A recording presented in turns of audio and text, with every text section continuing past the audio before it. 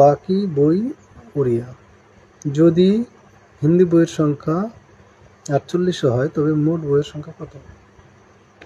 দেখো, যদি 100টা বই থাকে, 40টা চলে গেল আমাদের ইংলিশ, ঠিক আছে? বাকি বই থাকলো কত? 60। এই 60-এর বলেছে 40%, 60-এর 40% কত হবে? 4 6 24, 24 হবে। তাহলে এখান থেকে আমরা পেয়ে যাচ্ছি যে হিন্দি বই হচ্ছে হিন্দি বই হচ্ছে 24টা এবং বাকি বই ওড়িয়া। আর আমাদের উড়িয়া টুরিয়ার দরকার নেই। এখান থেকে দুটো জিনিস আমার লাগবে, সেটা হচ্ছে এই জিনিসটা এবং এই হিন্দি বইটা। হিন্দি বইটা আমাদের কত দেওয়া আছে? 48। কত দিয়ে গুণ করা আছে দেখো তো?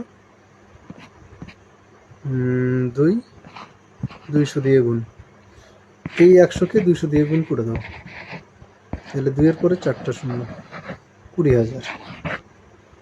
সিম্পল হিসাব। Option number D right answer. বোঝা গেল তো?